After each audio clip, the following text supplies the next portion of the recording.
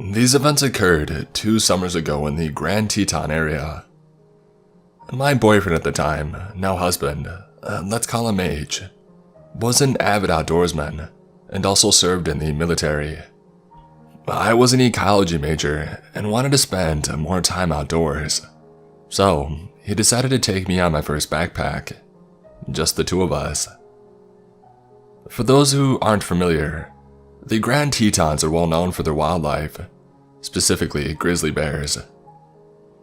My only experience with bears up to this point was watching a little black bear cross the road from the safety of my car. Seeing grizzly country signs around every corner wasn't doing much to calm my nerves. The first incident.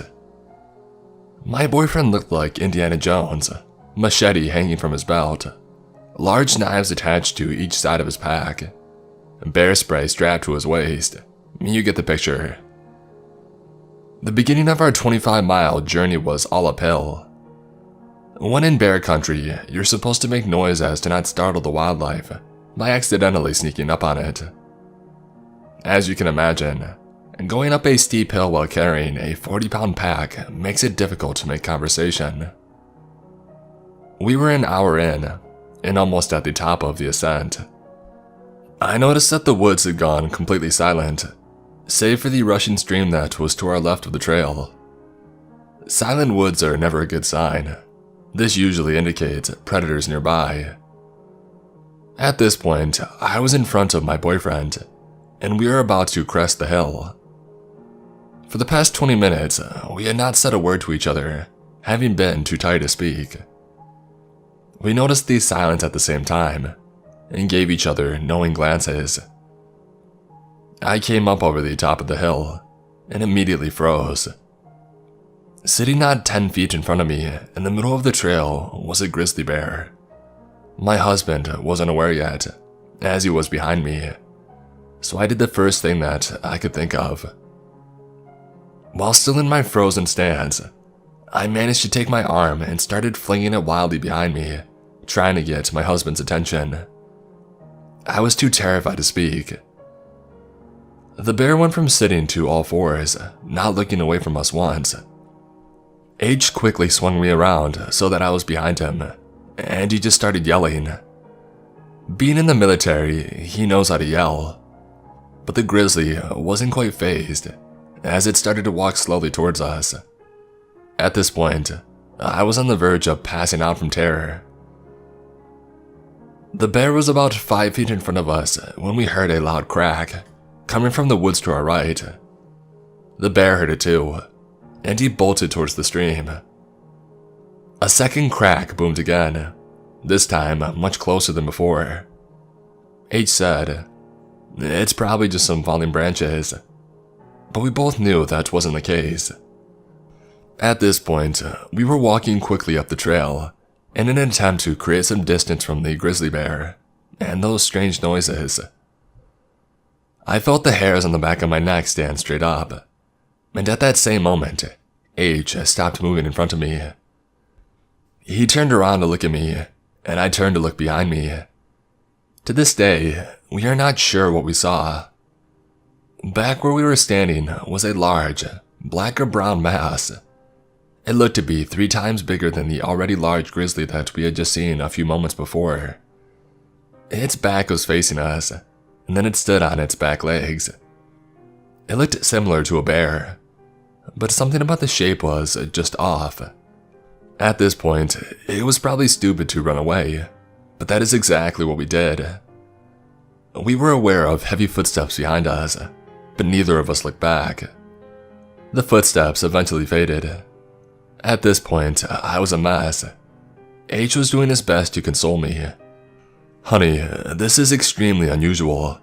The bears usually stay away from humans. We're going to be okay. I'm sure that it won't happen again." That was enough to convince me to continue on the backpack. Not another hour later though, we had reached a clearing where we decided to take a rest and eat a snack. About a minute after we sat down, I noticed bushes moving in a line towards the clearing, towards us. Out of the brush comes this adolescent grizzly, He looks just as spooked as I'm sure we did, but he came straight for us. H, being the crazy nut that he is, decided to charge back at the bear while screaming, "Bear spray at the ready." That did the trick and the bear ran off. All I could think was, just my luck. But that wasn't even close to what happened the second night. Second night. Before we began our backpack, we had to let the ranger station know which trails or route we plan to take. With this information, they usually send a ranger on horseback at some point during the backpack to check on you to make sure that everything is okay. There were not many approved trails left for us to choose from, and it was just our luck that they were the most difficult. Apparently over the 3 days that we were on those trails, we had been the only hikers. We didn't see a single other person once we were en route. Anyhow, I guess we missed the ranger who came to check on us. We had been following hoof prints the entire second day, and we hadn't seen any the day before. I had some foot problems, so we spent valuable daylight trying to adjust my boot, laces, and socks to compensate for the pain.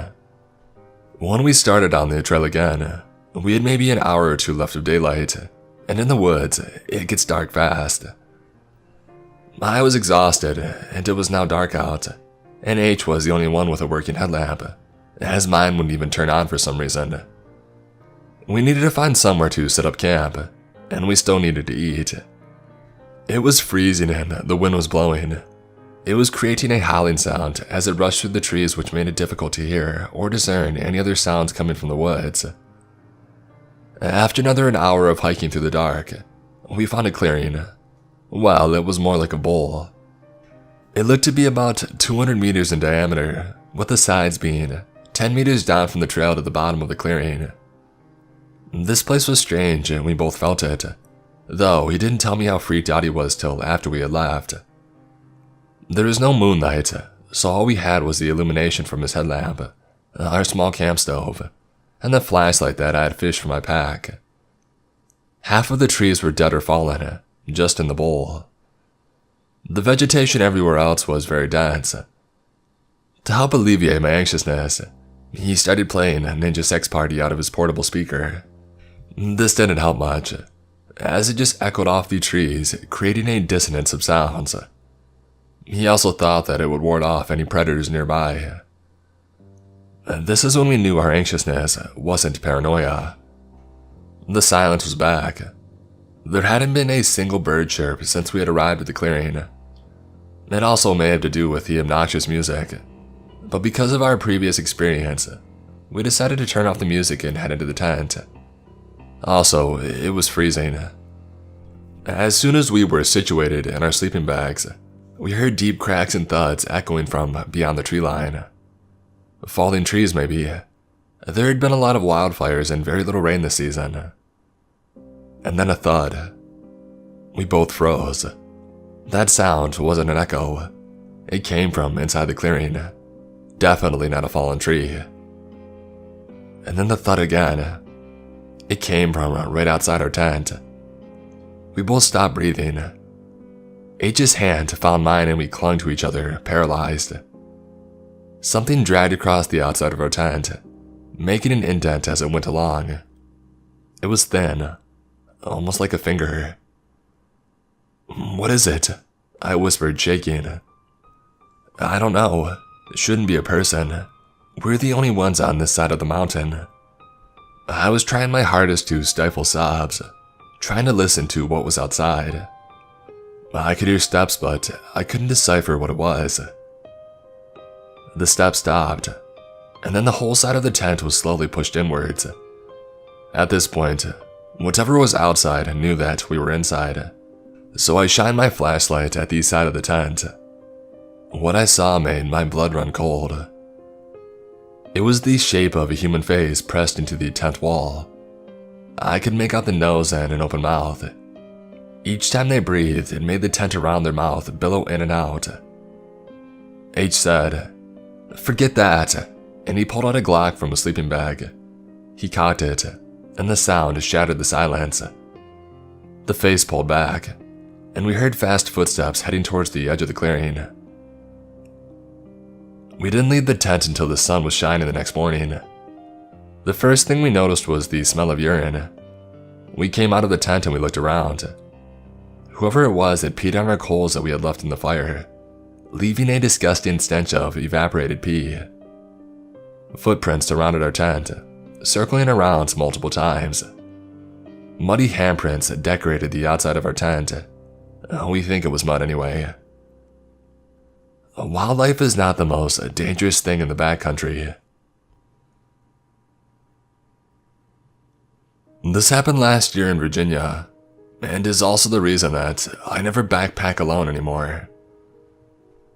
I was taking summer courses at the time, and we ended up with a 3-day weekend in June, so I thought it was a great time to go explore some of the Virginian wilderness after all.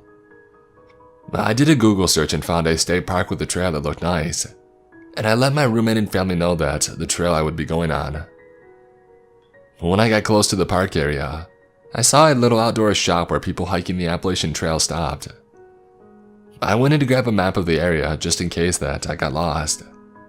As I was talking to the owner, he mentioned a trail that's not well known that has a pretty cool waterfall and a swimming hole.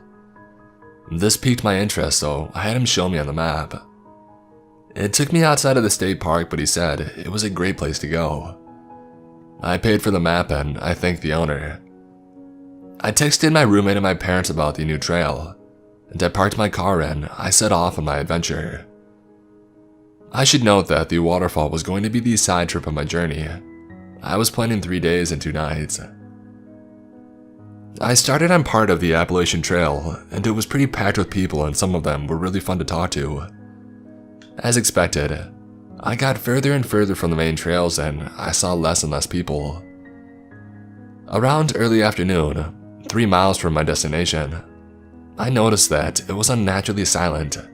No birds, no bugs, not even wind, and I had a feeling of being watched. I shook it off as me overanalyzing the situation. I got to the waterfall and it wasn't too spectacular, but it was cool to look at. Plus it had a good sized area to swim in, so naturally, I stripped down to my skivvies and I took a dip.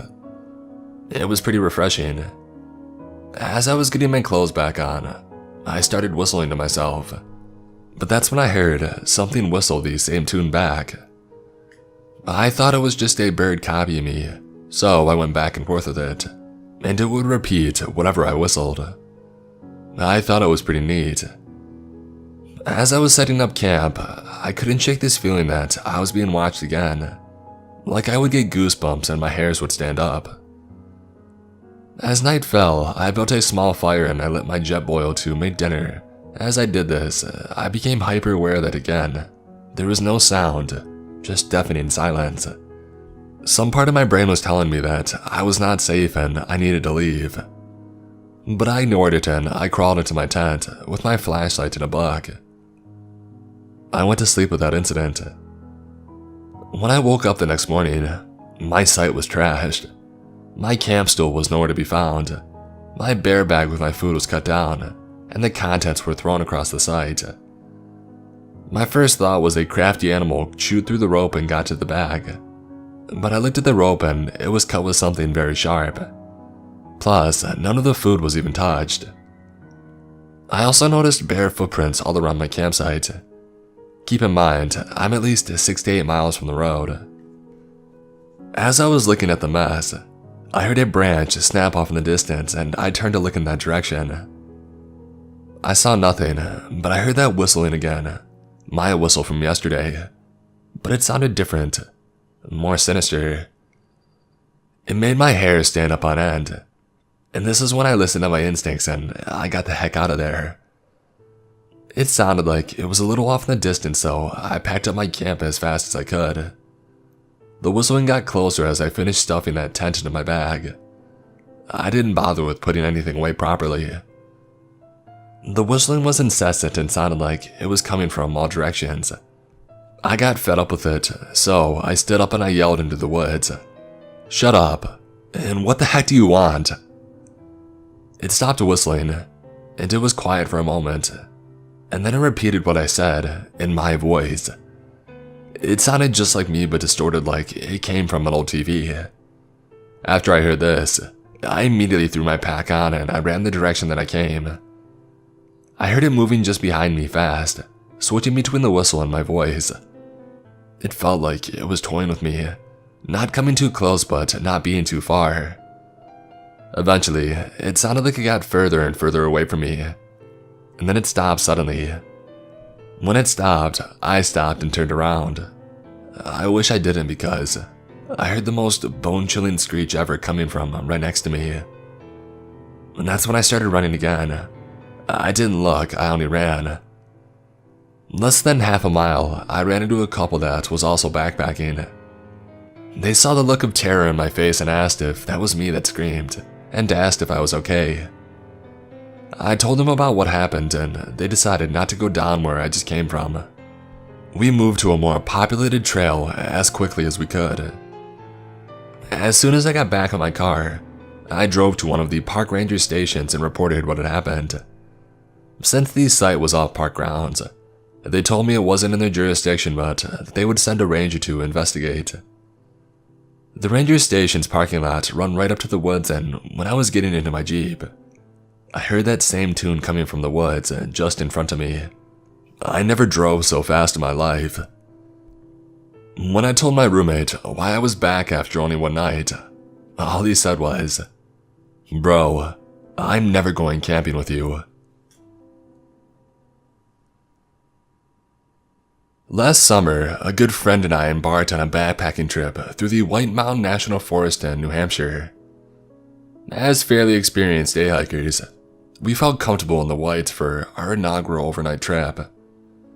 While planning, my buddy Ellis figured that we could hike to a backcountry campsite to make our first wilderness night a little more fun. I wasn't going to disagree.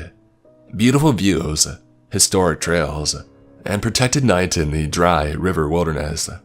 I was stoked to say the least. Before any hiking trip, I do a little internet search of the trails or shelters that we will be coming across. Throughout the mid to late 1900s, there were a series of these lean-to ups and downs to dry river wilderness, meant for backpackers or through hikers really looking to escape the crowds in more popular areas of the forest. Though as time went on and the Forest Service had other more pressing matters, many of these shelters were dismantled, except Dry River Shelter No. 3, the last remaining shelter in this wilderness zone. On the morning of our hike, I met Ellis at the trailhead and we set off. The sky was overcast, bringing with it a dense fog throughout the forest. The weather left us with nearly no visibility, so there went our stunning views. At least the trail consisted of prime, technical New England rock scrambling alongside the Ammonoosuc River. Ellis and I made it to the Presidential Ridge, stopping by the Lake of the Clouds. The hut was filled with day hikers, backpackers, and through hikers all socializing together. We were even rewarded with some sun, and a brief glimpse of the dry river valley on the summit of Mountain Moreau, before the fog rolled back in. With dwindling views and a stiff wind, Alice and I hustled below the tree line, down to the Dry River Shelter No. 3, our home for the night. Once we dropped off the ridge into the valley, we entered the wilderness zone where rangers patrolled sparingly. Time to really be alone in the wild. As we trekked into the wilderness, all signs of civilization disappeared, and the trail was densely overgrown. Although it had been raining all week, there were no footprints in the mud either. At least we would have some relaxing isolation, I figured. After about an hour or so of descending, Ellis spotted the lean-to just as our legs were asking for relief. A gorgeous old timber structure with a well-used fire pit alongside a cold mountain river. Pristine camping. As we settled in and explored the site, I found a small, bound notebook nestled into the corner of the structure. On the cover, someone wrote, "Dry River Shelter No. 3. Out of curiosity, I opened it, but found nothing more than a lone, man name scribbled onto the first page and a date. Just your standard camping log. Oddly though, the man signed the book the previous day. We saw no footprints or signs of human or even animal disturbance in the trails or here at the shelter. Rain could wash away tracks, but not all signs of animal life. Something felt off to me. I showed it to Ellis, who found it curious, but thought nothing more of the single name. He convinced me that the man was probably a hiking veteran and a professional at L&T. I bought into Ellis's thoughts on the situation to ease my mind. As the sun set, we started a roaring fire alongside the riverbank. Ellis commented on how quiet the location was, having not seen another soul beyond the chirp of birds since leaving the Crawford path. The silence was eerie, but we figured that city life desensitized us to the wild. The sun was setting in, we grew tired with the darkness. Ellis took the lean-to, and I spent the night in my tent. Sleep came quickly after hiking 8 miles with 20 pounds on my back, but this didn't last for long. A brutally sharp slapping noise woke me up. The only thing I could compare the noise to would be someone swinging a 2x4 into a tree, or snapping a thick branch. I figured it was a bear searching for our food bag, hanging in a tree some 20 to 50 yards away. Nothing out of the ordinary for New Hampshire. Sleep overtook me once again, and I remember waking up to the sun rising over the peaks. I stumbled out of my tent to see Ellis also waking up slowly. As we made our morning oats and coffee, I wandered around the site again to see if I could find the marks the bear had left. But instead, I noticed something odd. The small notebook was open.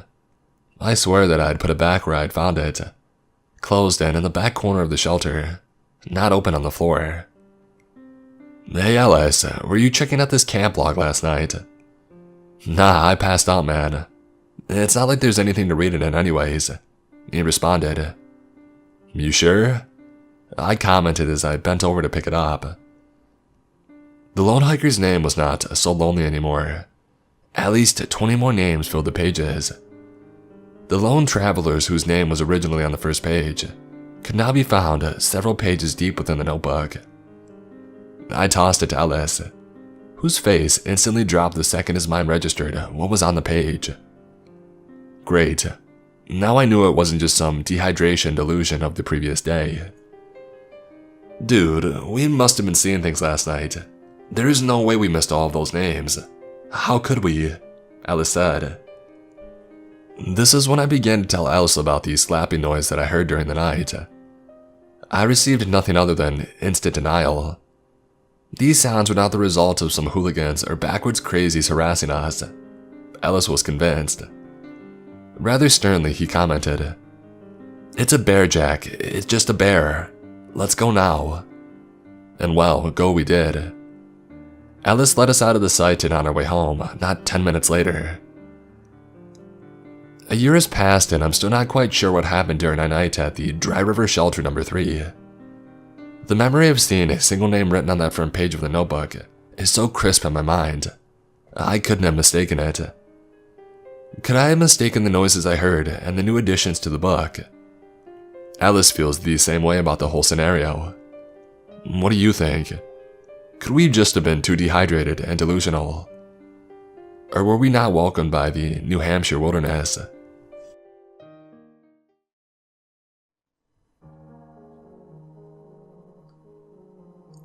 A few months back, my girlfriend and I were bored hanging around the house, and spontaneously decided to go for a hike.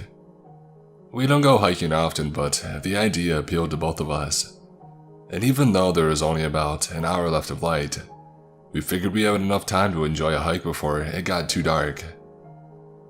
We quickly filled up our water bottles and put on the best walking shoes that we had, and we were out the door, driving up into the mountains.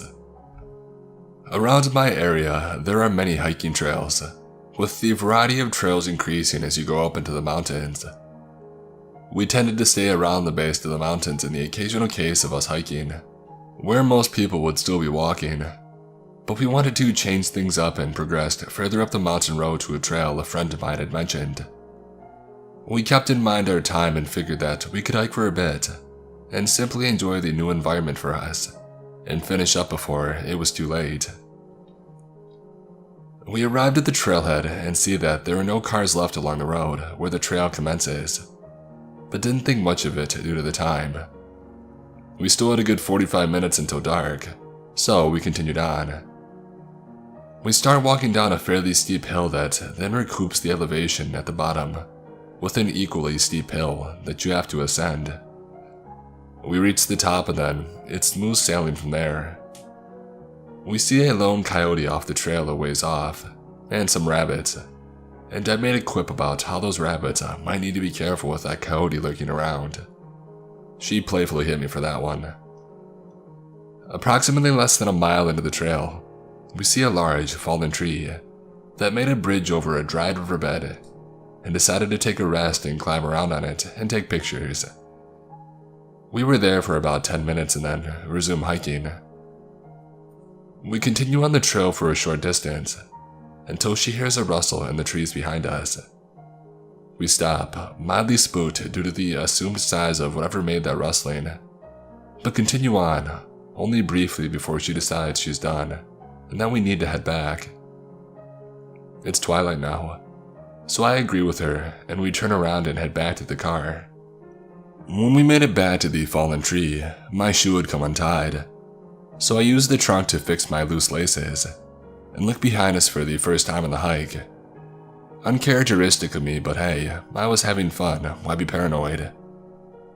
I see a person that was dressed entirely in black with their hood on, that was a significant distance behind us, walking at a slow, even pace. It wasn't something out of the ordinary, so what if they're wearing black with their hood on? I wear black most of the time and it's cold out. I shouldn't make assumptions. This does trigger me to be more alert, however, and I inform my girlfriend of this person's presence. It's now dusk. We continue on at an intentionally faster pace, and go through a winding section of the trail, and I lose sight of the person.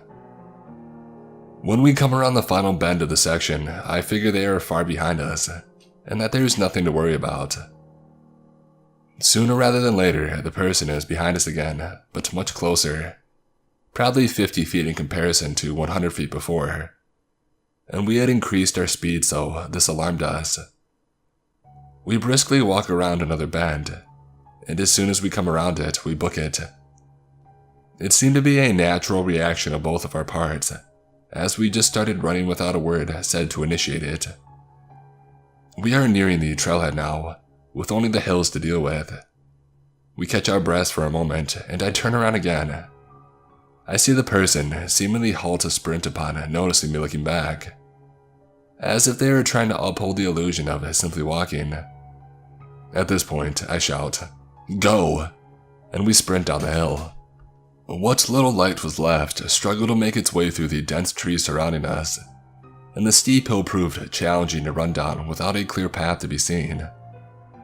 We both stumbled down the hill, almost falling multiple times and slamming our feet onto rocks and loose brush, but we didn't fall and we didn't look behind us.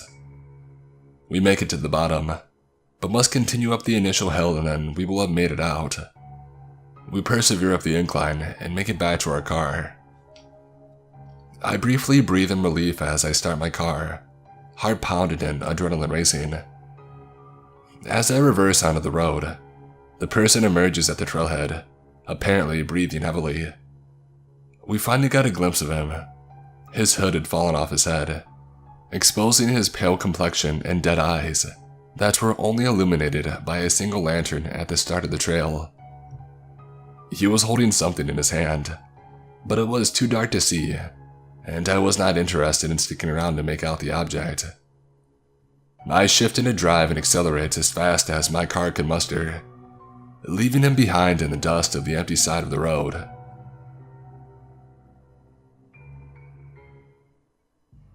Last year, I was hiking in Virginia. It was a planned 2-day hiking trip, myself and 2 friends. Late into the first day, one of my friends grew ill and decided to turn back. The second friend joined him, just in case it got worse. They told me to go on, and seeing as I had been looking forward to the trip, I did. As evening approached, I came upon a clearing in the forest. On a table surrounded by tools and several cans of spray paint was an elaborate dollhouse. It was large, perhaps 3 feet tall. Its walls and windows were open, as if it had just been built and was drying. That lingering smell of spray paint still hung in the air around it. On the back of the house, a photo had been affixed. It was a family picture, old, perhaps taken in the 80s. Everyone in the picture looked very uncomfortable, like they didn't want to be taking the picture, or they were forced to. Not scared, just very uncomfortable. I left it and continued on so that I might reach my planned campsite by nightfall. The wind had picked up considerably. In the distance, I heard a branch give and fall, crashing to the forest floor, startling me.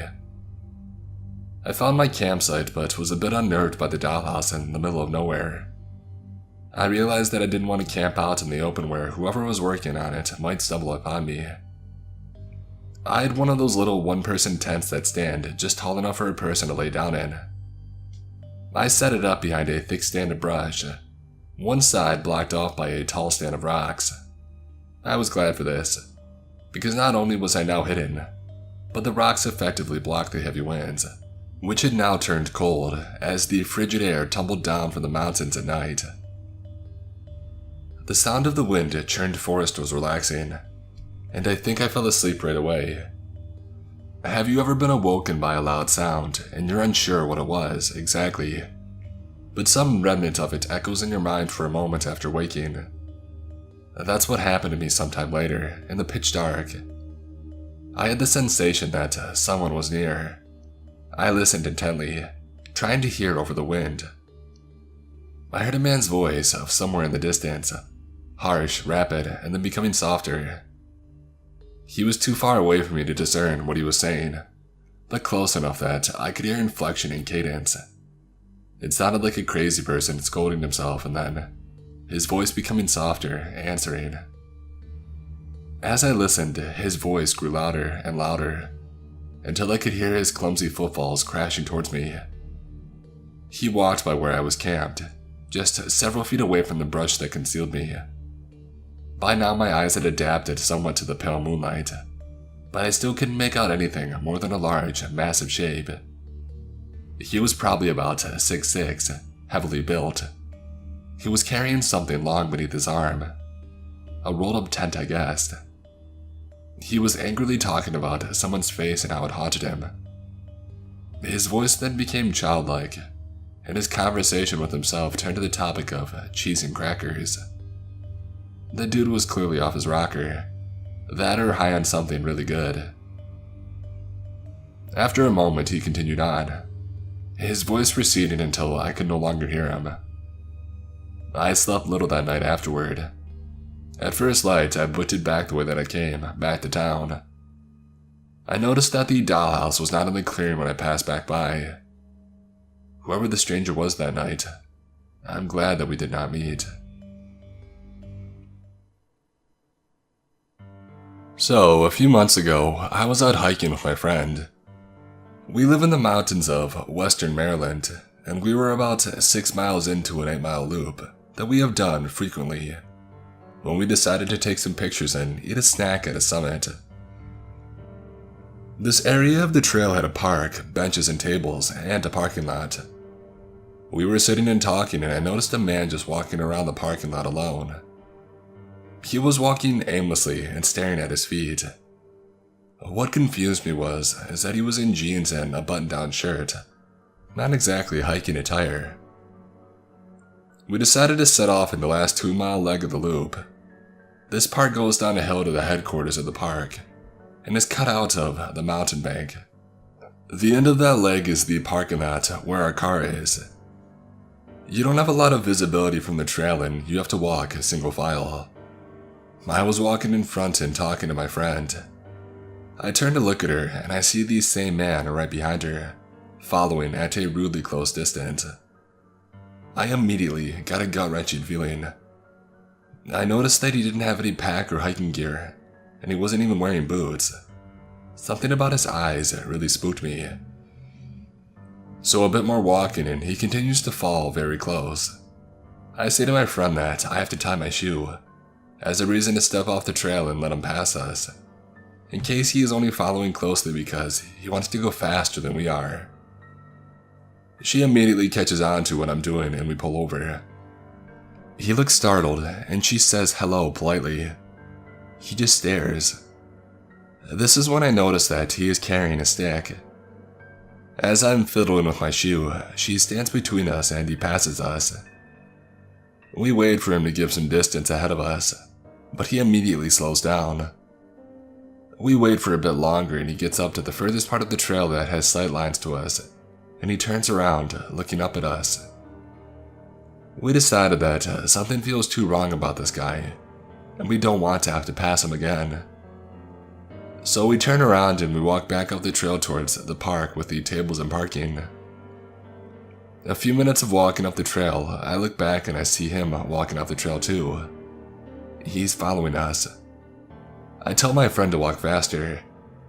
We book it up the trail and get to the parking lot area that we were at before. We start to strategize and wait, deciding that we will wait to see if he comes back up the trail to the lot. There are more people around here, so we felt safer after waiting it out. About 20 minutes go by and nothing. We are talking about how that could mean that he kept going on the trail and he is long gone, or is waiting on the trail where it is more deserted. We see a couple come up from the trail where we were, presumably taking the loop in the opposite direction that we are. We approach them and ask if they saw anyone on the trail between this lot and the next. They tell us that they saw a young man sitting on a rock about halfway down. They describe the man who was following us. We explain our interaction with him to his wife, and get into a conversation back and forth about whether or not he was a threat. The husband finally interjects and says, "We need to call a ranger." He wasn't just sitting there. He had a knife and was carving that stick. Needless to say, we called a ranger. The nice couple walked that last leg with us to make sure that we got to our car safely, and then even gave us their numbers in case we needed anything. The rangers then walked the trail, but there was no sight of him. I wish I knew where he went and what happened to him, but I'm glad to know that my instincts are legitimate. So, creepy knife-carrying man in the woods. Let's not meet.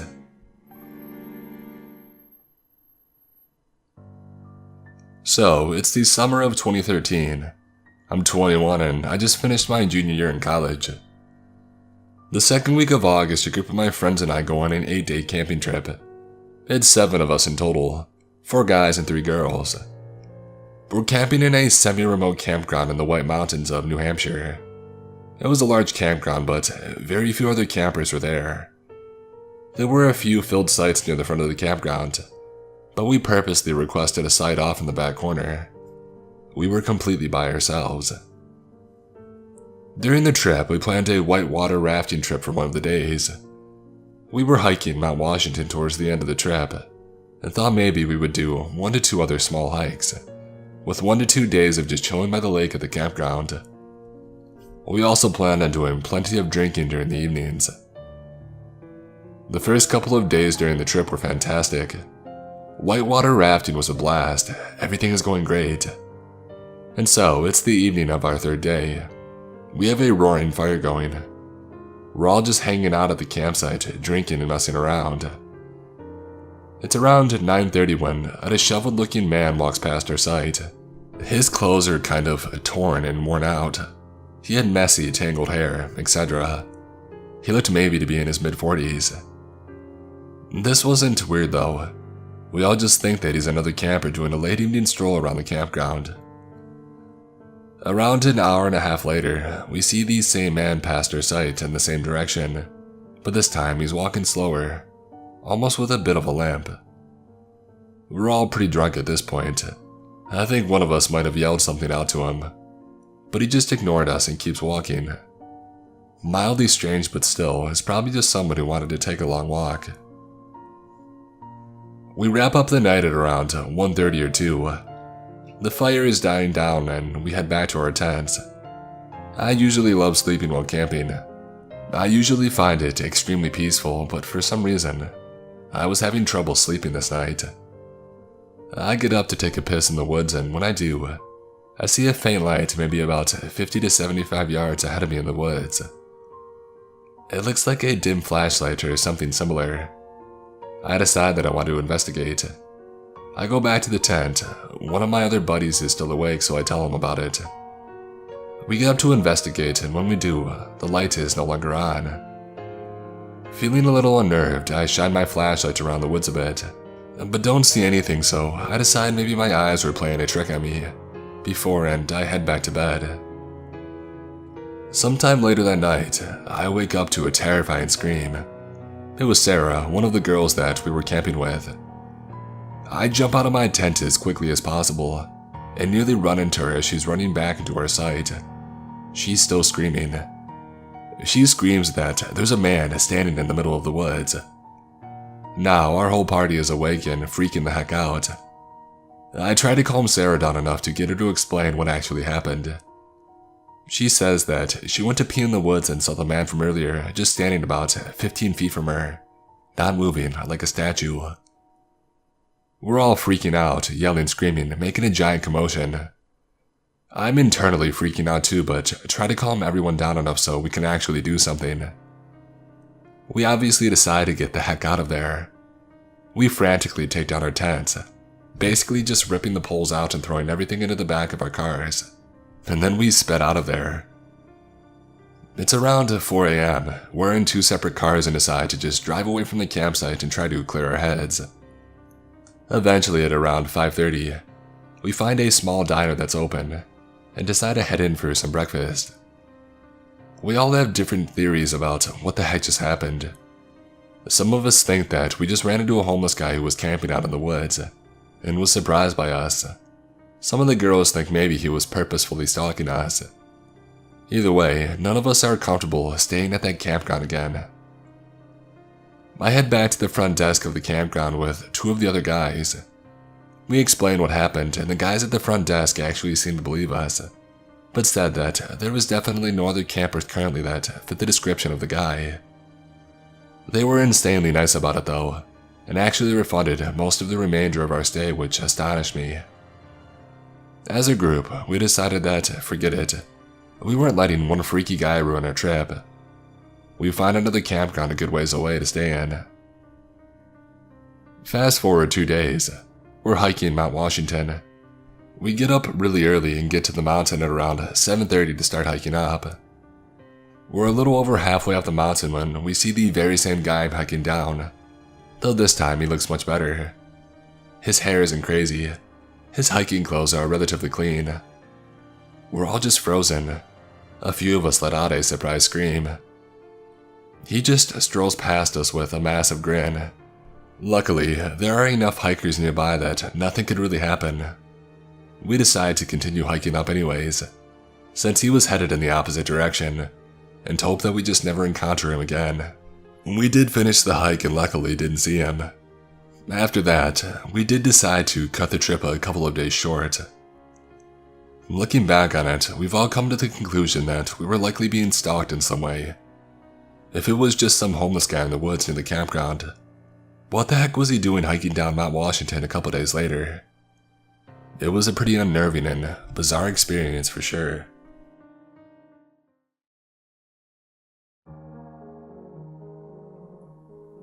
I am an avid hiker, and when I can't make the hour-plus long drives up to the mountains, I enjoy the nice hikes near my home.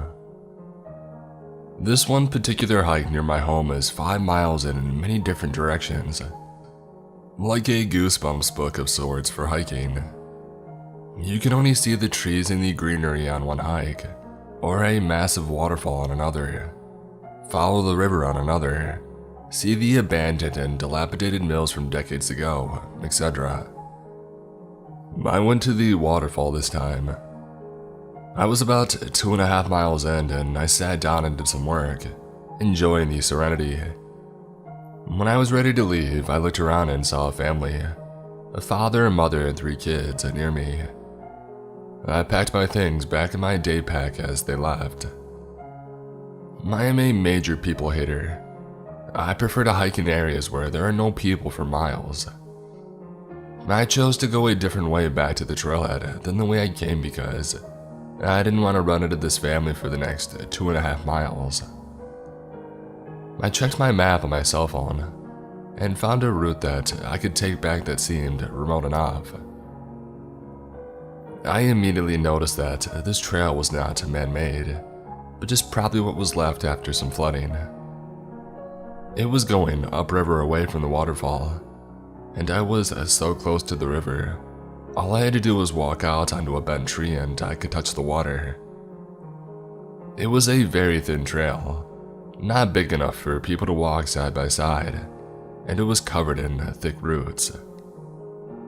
I enjoyed this and it was peaceful.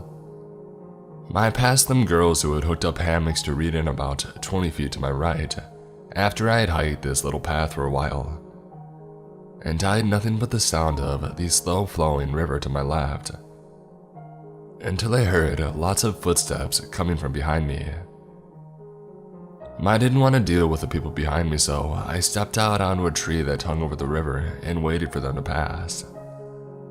It was that dang family from the waterfall. I could have sworn that they went the complete opposite direction, but whatever. I waited a few minutes before I started walking again. I did not want to run into them. Pretty soon, their voices disappeared in the distance, and I was able to go back to enjoying the peace and beauty around me.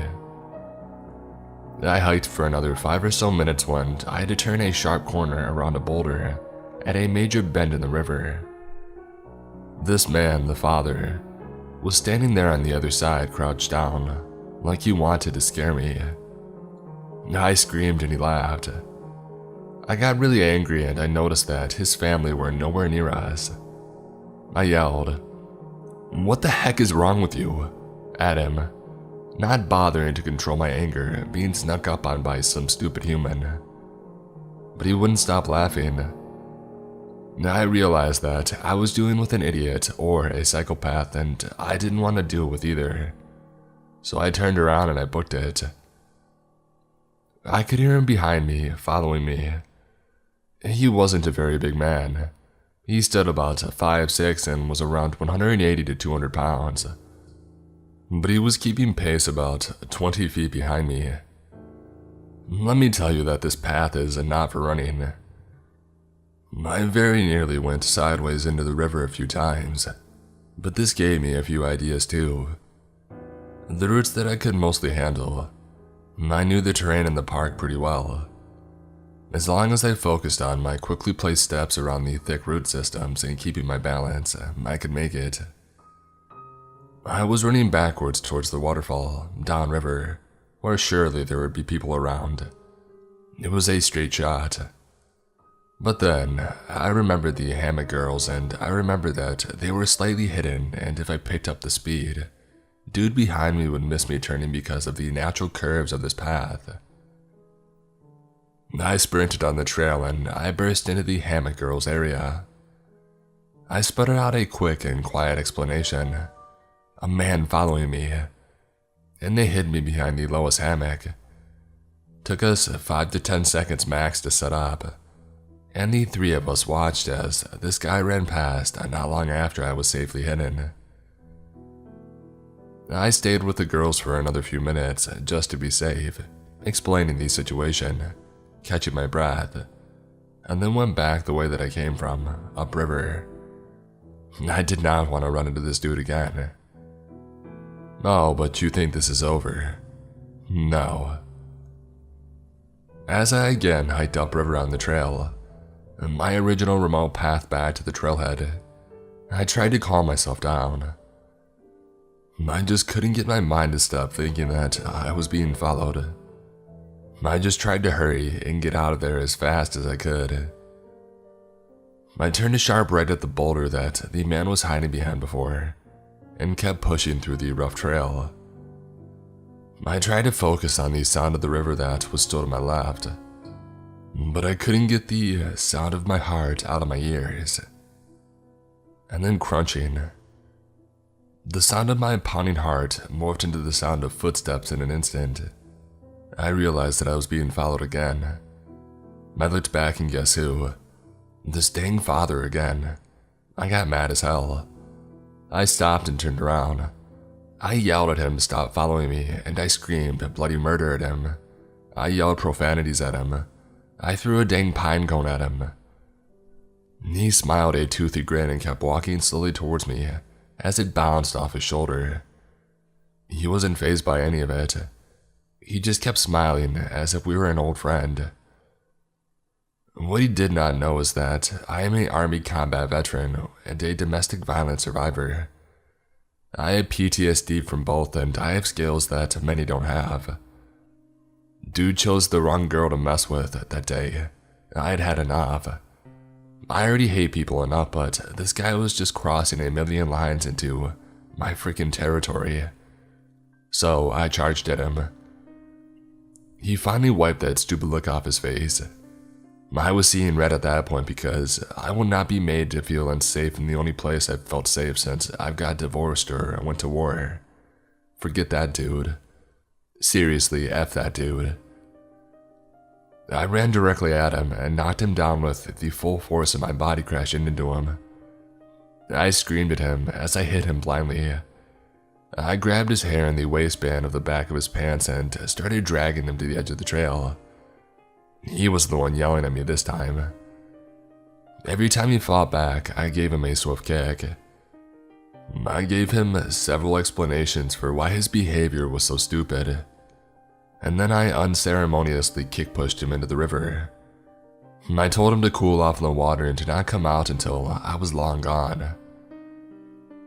I turned back in the direction that I had been walking before and decided that I needed to take another detour, just to be safe from getting away from him, and also to get the F away from people. I knew there was a trail parallelish to the one that I was on to my right, and I looked around for a clear place to climb up the steep hill, which was mostly granite and moss and ivy. I hadn't planned on impromptu rock climbing that day, but whatever. I found a spot and started climbing until I got scared of my wits again by three guys just sitting in the middle of this hill on a very small mossy flat spot smoking weed. They were completely hidden. Once I caught my breath again from the shock and the climbing, I asked if they had heard me screaming and they said that they did, but that they thought that I had it covered. I rolled my eyes and told them to kick anyone down the hill that tried to follow me, and I continued on. Freaking stoners, man. It took me a while to cover the 2.5 miles back to the trailhead that day, because I kept looking back, taking detours, hiding randomly. But when I did, I called the cops and alerted the park ranger about the guy. I don't know any other details on that. The cop laughed and said, "Hey, good for you," when I told him what I did. I honestly doubt they did much because I never heard back. I haven't been back to that place since, sadly. I just want to state before I post this that I don't agree with any violence, but it was getting out of hand there without it. I just wanted to hike in peace, and I would absolutely prefer if I could do it alone and safely. Also, thanks Cheez-Its for those hammock girls. Also, +1, if that man was you, F off, you creep.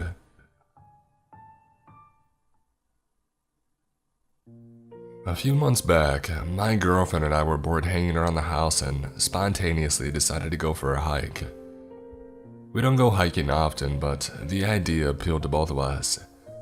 And even though there was only about an hour of daylight left, we figured we had enough time to go enjoy a hike before it got too dark.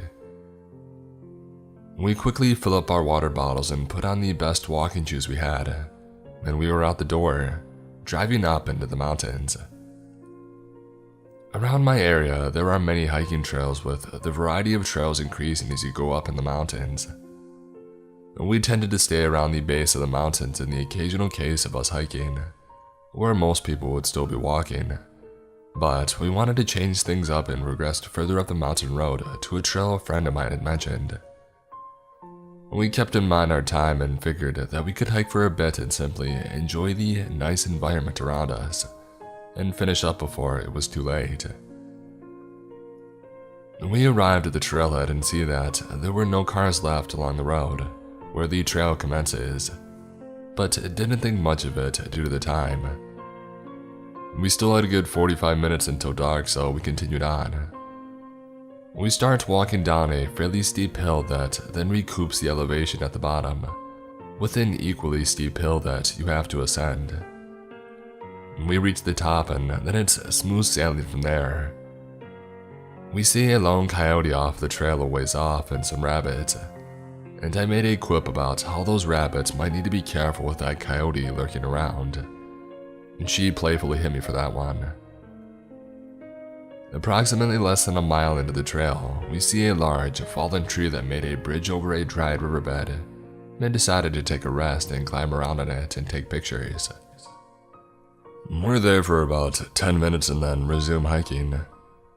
We continue on the trail for a short distance until she hears a rustle in the trees behind us. We stop, mildly spooked due to the assumed size of whatever made that rustling, but continue on only briefly before she decides she's done and that we need to head back. It's twilight now, so I agree with her and we turn around to head back to the car. When we made it back to the fallen tree, my shoe had come untied, so I used the trunk to fix my loose laces and looked behind us for the first time on the hike. It's uncharacteristic of me, but hey, I was having fun, why be paranoid? I see a person dressed entirely in black with their hood on that was a significant distance behind us, walking at a slow, even pace.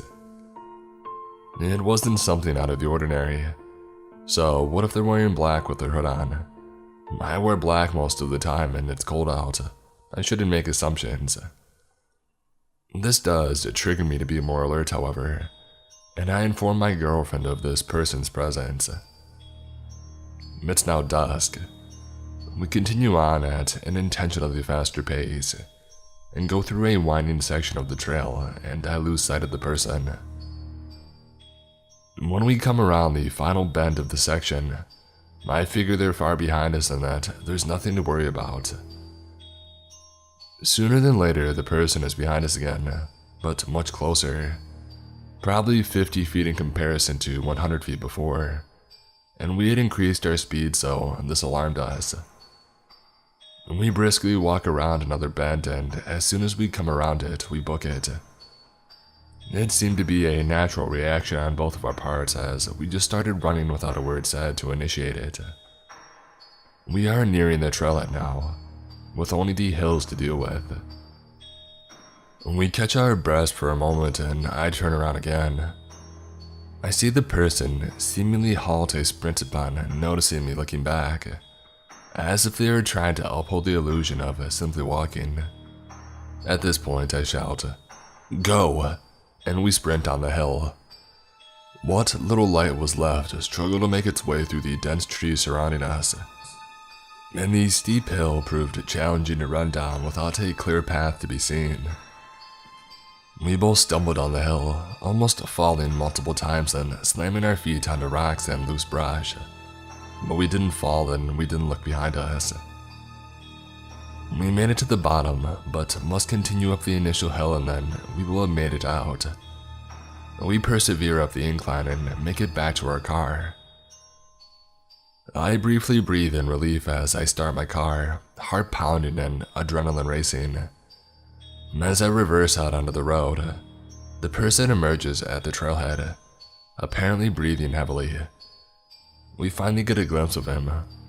His hood had fallen off his head, exposing his pale complexion and dead eyes that were only illuminated by a single lantern at the start of the trail. He was holding something in his hand, but it was too dark to see and I was not interested in sticking around to make out the object. I shift into drive and accelerate as fast as my car could muster, leaving him behind in the dust of the empty side of the road.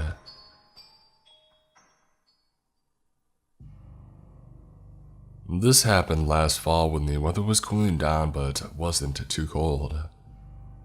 I was going through a breakup and having a rough time in life in general, and I was seeking ways to become more independent and grow myself. So, I decided to run to a park 30 minutes away from my city to enjoy the sunset.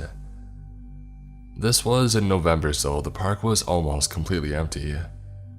I passed 2 cars while driving in. One was empty, but I noticed that the second car I passed was parked in the parking lot, with the headlights on. I couldn't see how many people were inside, but I instantly got a bad feeling. Whatever I'd told myself, I was being silly and that I shouldn't let stupid fear prevent me from enjoying the sunset. So I drove all the way into the park and parked my car in the parking lot where the road ended. I still had a nasty feeling when I parked, but the sun was still up and it wasn't dark, and I just wanted to get out for 5 minutes and hike up the trail to sit outside. I told myself there was nothing to worry about and I didn't need to be suspicious unless the car followed me to the parking lot.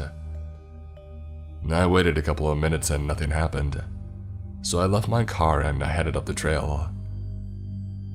I honest to God didn't go that far. I walked for maybe 2 minutes up to a bench at an overlook and sat for 5 or 10 minutes. It started to get a little bit darker since the sun had gone down. Think like early dusk, and so I turned around and I walked the 2 minutes back down the path to the parking lot. There was a little bend in the path before it got to the lot, and as soon as I rounded the bend, my stomach fell. The car was sitting between the trailhead and my car. I can't even describe just how terrifying that feeling was. I knew something was wrong in that very moment. I called my mom and then I called the police and asked them to come to my car because I didn't feel safe returning to my car alone. For reference, I am a short and skinny girl. After speaking to the police officer, I called my mom again and stayed on the phone with her for 30 minutes waiting up the trail for an officer. Those minutes were some of the most dreadful minutes I'd ever experienced. It was a park, so there were coyotes howling nearby, and an owl. It was getting darker every second, and I was just staring down the path, waiting for whoever was in the car to decide to come looking for me. After what felt like an eternity, an officer finally arrived. I saw his lights and finally headed back down the trail to my car. Sure enough, there was a man sitting in the driver's side of the car in the lot. The officer told me the man was just sleeping, but I'm not so sure. I passed his car while I was driving and he followed my car to the parking lot that I was in. There were plenty of empty lots to sleep in. If somebody decided to sleep in their car in a park, which I think is illegal anyway, I don't think they would choose to park right next to another car. Not to mention, I had only been away from my car for maybe 15 minutes at the most, and he had parked between the trailhead and my car. So he would see me return to my car and I would have to pass him before I could get into my vehicle. The whole situation scared me from ever going to the park alone again. So, stranger in the woods, please, let's not meet.